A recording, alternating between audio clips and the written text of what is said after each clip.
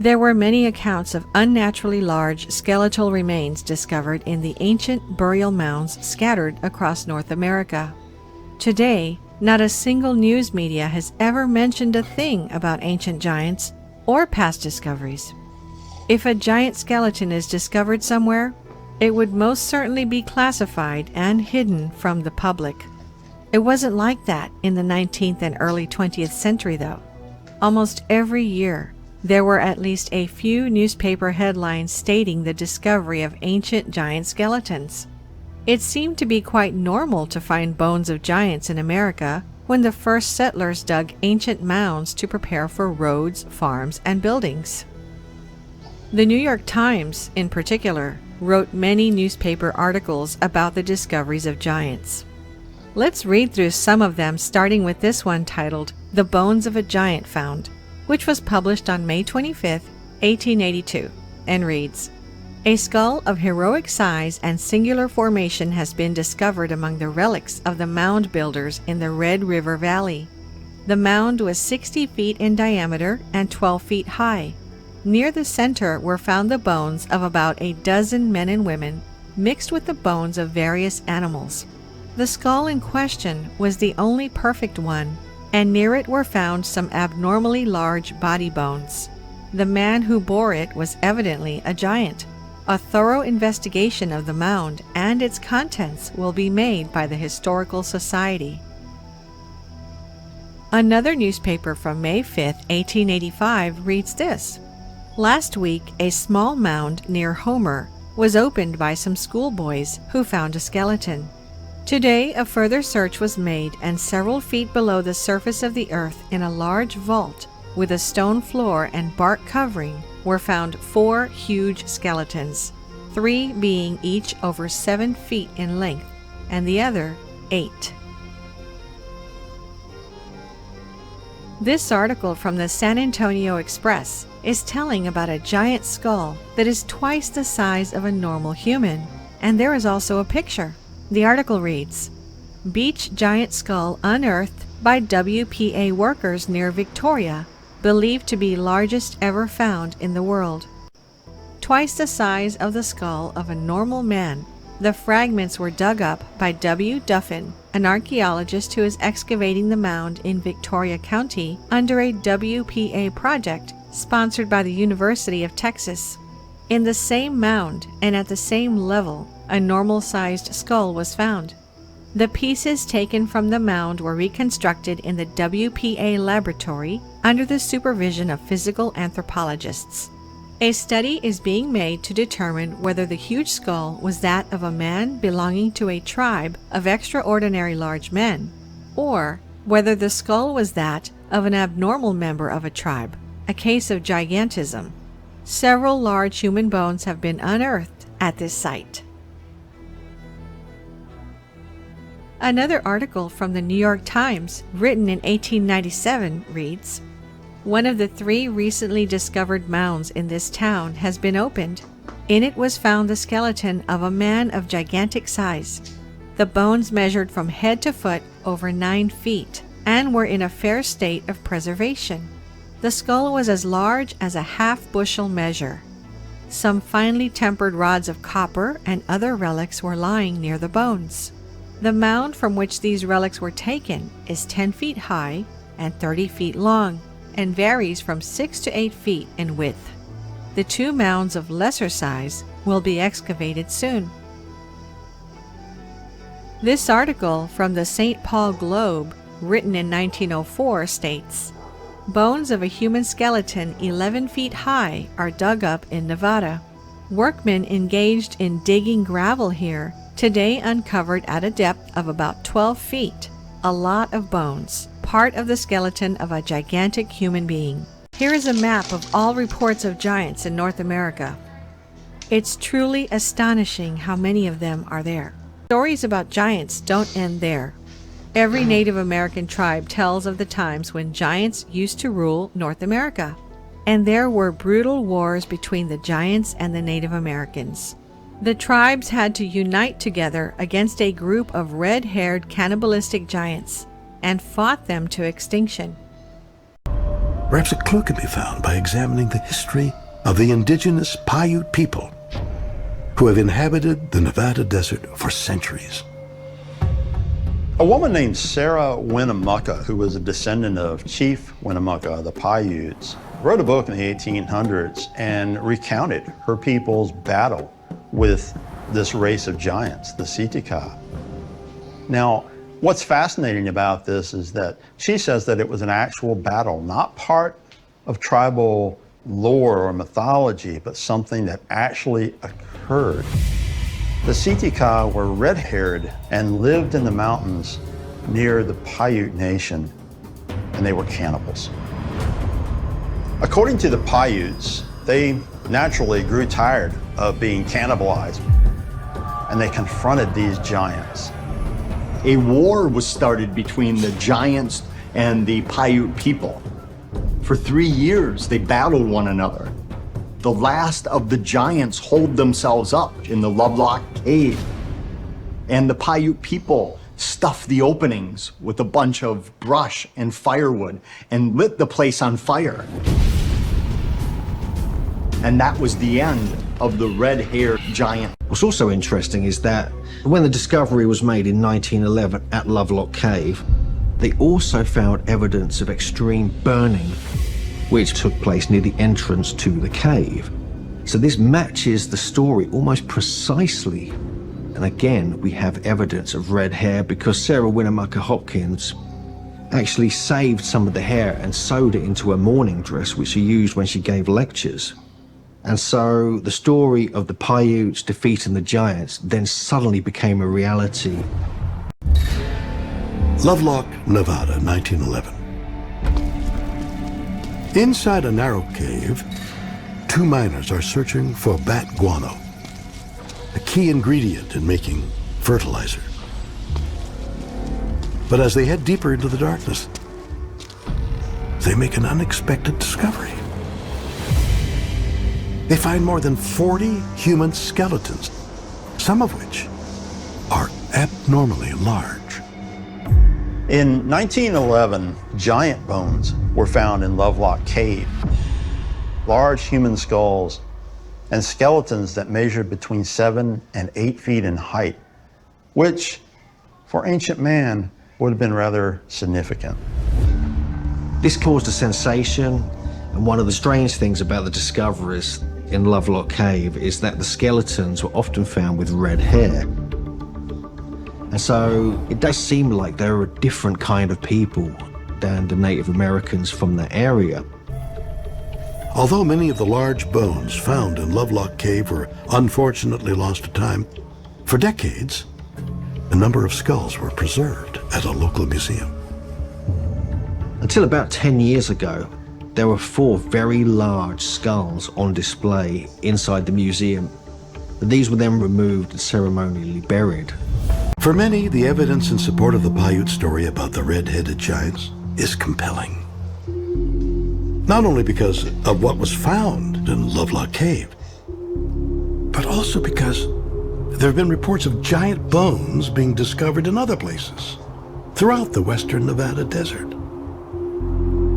If you go back and look through the records, and you can find numerous accounts of bones, skeletons, and giant-sized artifacts that have been found in this area.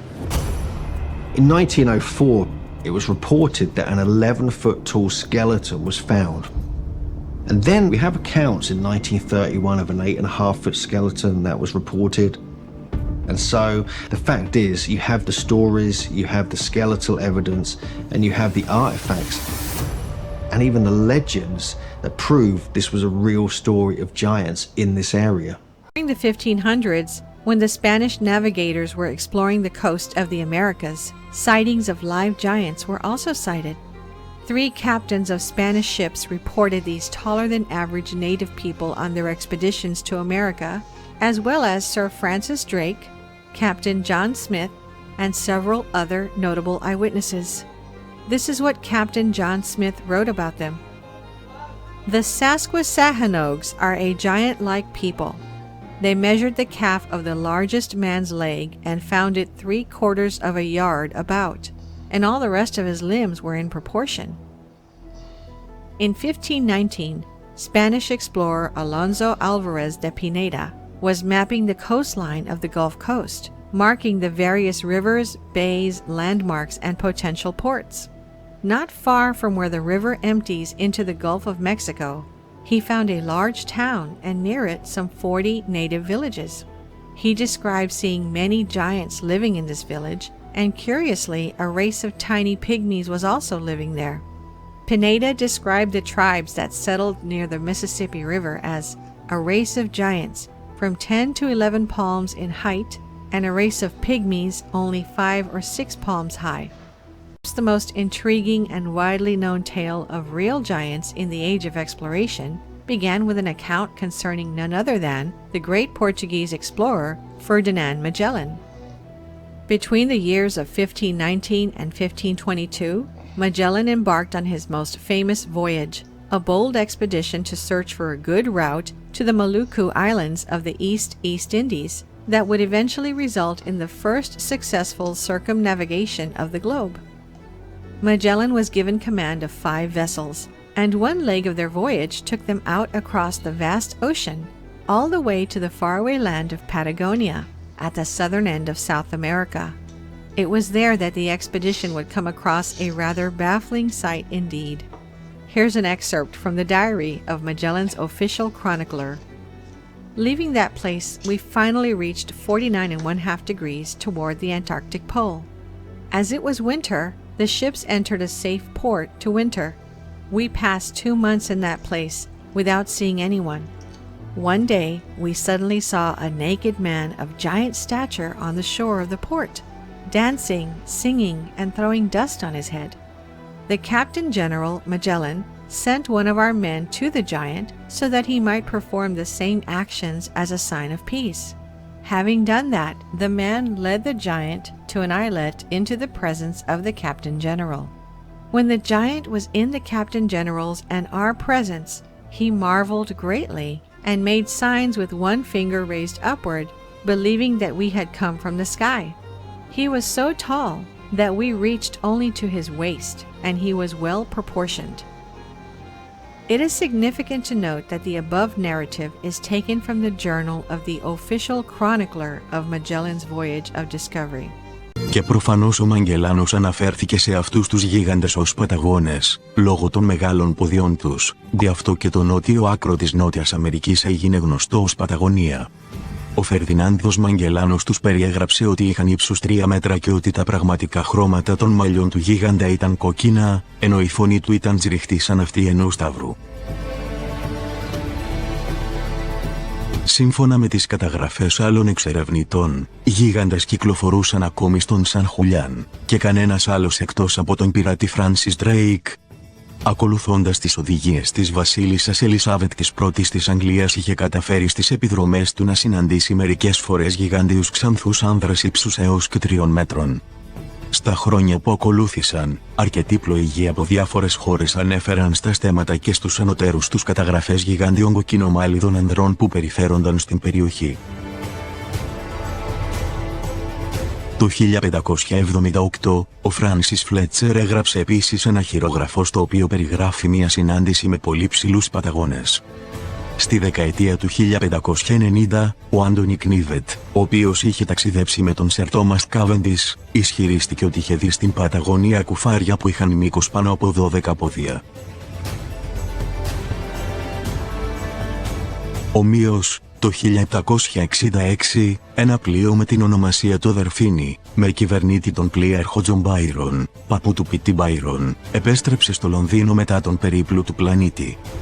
Οι φήμες διέρευσαν ότι το πλήρωμα του Δελφινιού είχε συναντήσει μια φύλλη 3 μετρών γιγάντων στην Παταγωνία της Νότιας Αμερικής. Αυτό πρωτοεμφανίστηκε στις 9 Μαΐου του 1766 στο Gentleman's Magazine. Άλλες εφημερίδες, όπως το Χρονικό του Λονδίνου, δημοσίευσαν επίσης την ίδια ιστορία. Οι γίγαντες της Παταγωνίας του ακραίου νότου είναι ίσως οι πιο αναγνωρισμένοι γίγαντες της Αμερικανικής Υπήρου, οι οποίοι άσκησαν μεγάλη επίδραση στους δυτικούς μάρτυρες τόσο για το σημαντικό τους μέγεθος όσο και για τις πολιτιστικές τους εκφράσεις και εκδηλώσεις. Ωστόσο, η ύπαρξη γιγάντων στη γεωγραφία της Αμερικανικής Υπήρου δεν περιορίζεται αποκλειστικά στη νότια και παταγωνική ζώνη. Υπάρχουν καταγραφές και τεκμηρίωση αυτών των μυστηριωδών κατοίκων από τη Βόρεια Αμερική μέχρι το ακροτήριο του Χόρν.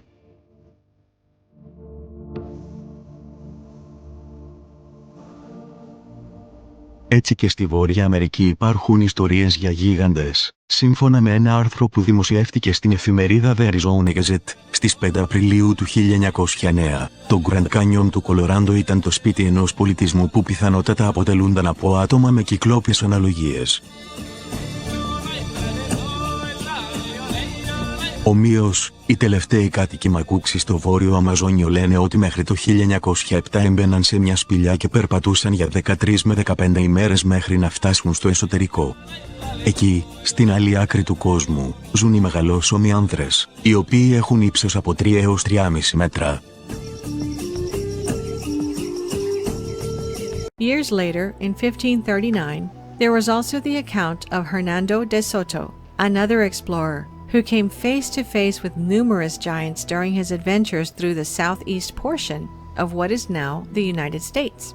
De Soto had set out from Tampa Bay, Florida, with a contingent of hundreds of men, and during their trek, they allegedly frequently came across tribes of natives ruled by giants. One of these was a Chief Tuscaloosa, who was encountered in western Alabama and said to be a hulking giant of a man who towered over all others. There are also the reports from the Spanish conquistador and explorer Hernando de Alarcón, who was trying to find a river that could be used to move supplies to Spanish troops along the coasts of California and Mexico. Alarcón would eventually make his way up the Colorado River all the way up to the Grand Canyon, and during this journey, he and his men purportedly came across a tribe of around 200 giant warriors standing up to 10 feet tall. The giants were supposedly very aggressive, but Alarcón appeased them with gifts and other signs of peace.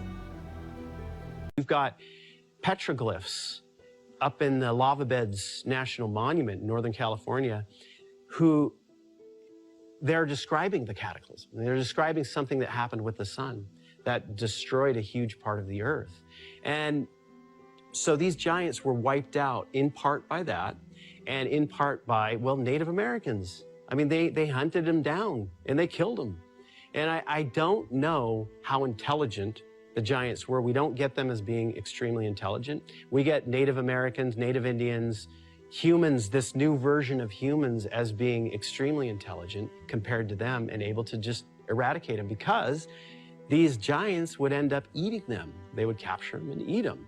We looked at the reality of his find, and then we also looked at what he was doing at the moment he claims that he found it. And those two things lined up. So we're getting giant mummies. We're getting weaponry. We're getting strange symbols on copper plates. Everything that he claimed that he found, we saw in our remote viewing.